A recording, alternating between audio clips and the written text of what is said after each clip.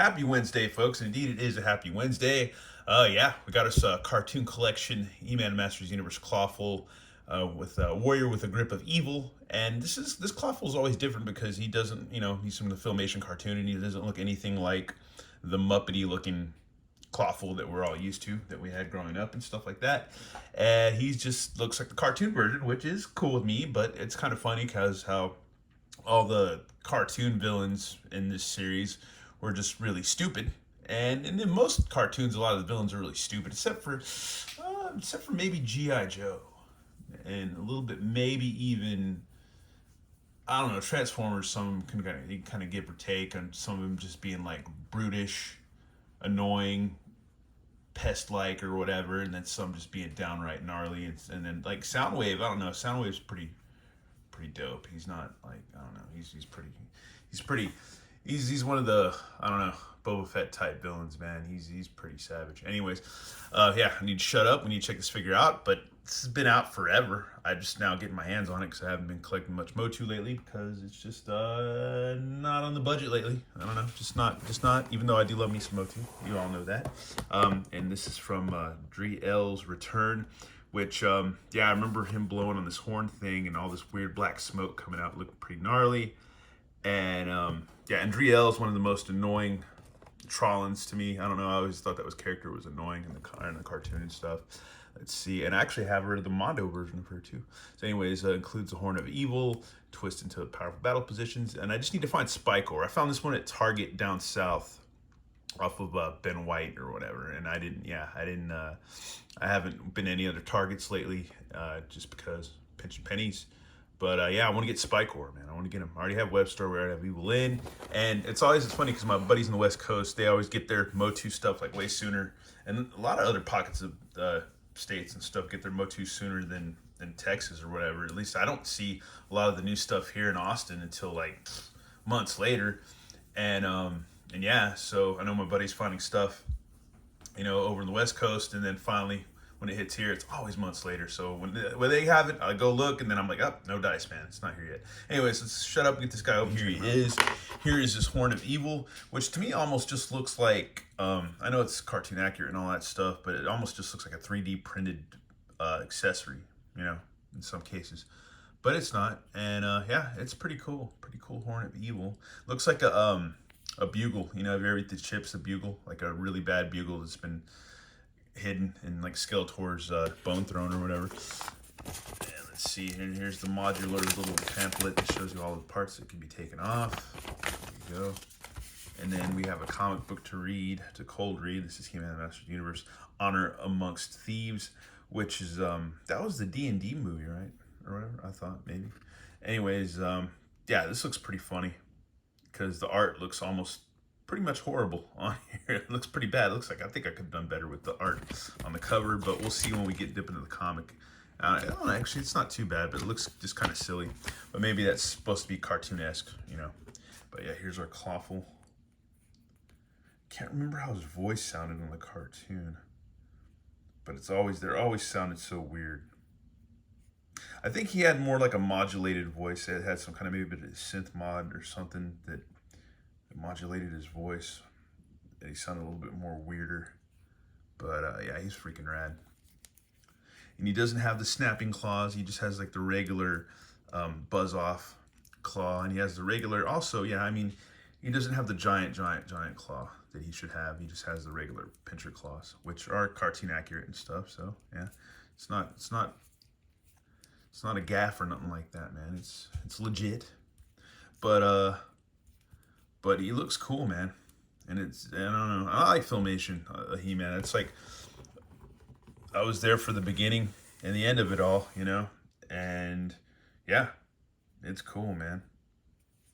It's cool. I have, one friend, that he's not into it. He doesn't like it at all. But I just don't think he's watched enough of the cartoons, to be honest with you, because a lot of those cartoons feature all kinds of cool, like, I don't know, archaeological stuff, demons, monsters, magic, black magic, good magic, bad magic, all kinds of stuff. There's cheesy characters, there's annoying characters, there's cute characters, there's There's monstrous characters. There's all kinds of cool, neat things, involved in that cartoon. And I think to do it justice, you have to watch every single one of them, man. And then you can just go off there, whether this one's good or this one's bad or whatever. But anyways, let's go ahead and cold read this comic book, and get into this and see. Okay, something tells me we're no longer on Eternia. Geez, what gave that away? Where in the stinking universe are we? How should I know? Only moments ago, the masters of the universe, along with Skeletor and his soldiers of evil, were transported from Eternia to an unknown destination across the cosmos. Welcome to Bendaria, a world ravaged by your ideologies. A starship appears in the sky.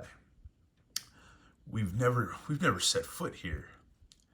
Long ago, on Eternia, we pitted you in the deadly games that He-Man won. Obsessed with your concepts of good and evil, we warred to prove which was mightier. Now we wish you to conclude our conflict throughout our capital. We've hidden weapons. Your battle will dictate the victor of our war. Oh, so they're just basically been used as pawns by these aliens, which you kind of need to think about it. That's an interesting concept. Anyways, the game begins now. Hesitation and self-doubt are rarely foibles of evil. Wasting no time, the forces of darkness take to the ruins in search of an upper hand. In a strange oval room lies a high-tech onyx sarcophagus. Spikor and Clawful are fearful of the force that silently beckons from within.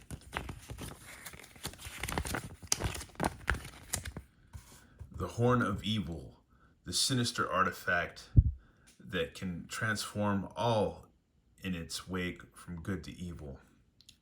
Lacking the wisdom to quell his foolish curiosity, Spikor blows the baneful instrument, which spews a pestilence from its gaping maw. Wah! For a dread-filled moment, all is eerily silent in the strange shattered megalopolis. Then came a shock that cracked the air, like the sound of 1,000 whips lashing at once. Suddenly, jagged forms made of black lightning vibrate into view.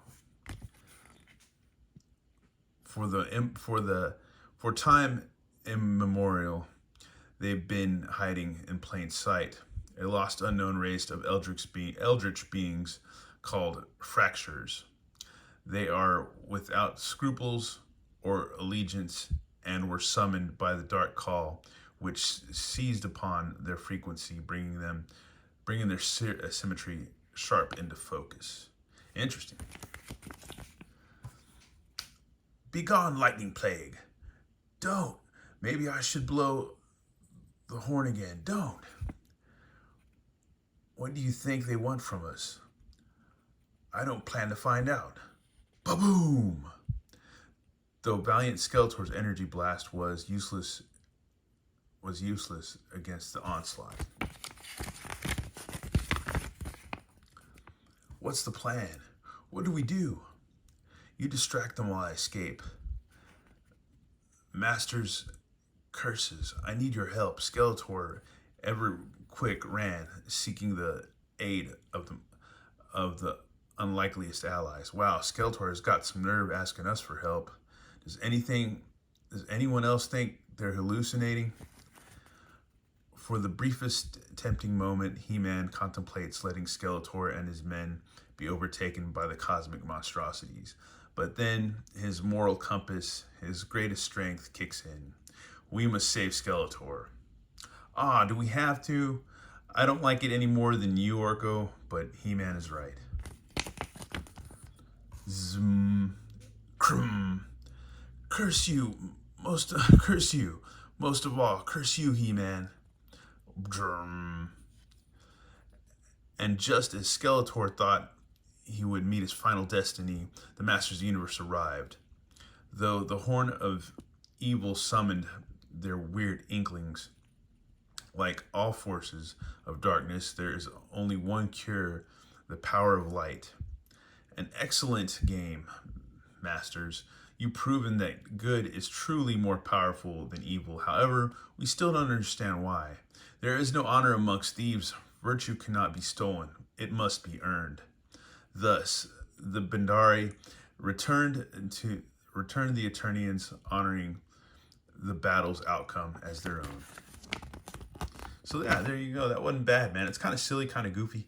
Cover is pretty goofy, but yeah, it wasn't bad. It's a nice little take, just like kind of like a sci-fi Twilight Zone-ish type take on a mini comic, man. So that was pretty cool.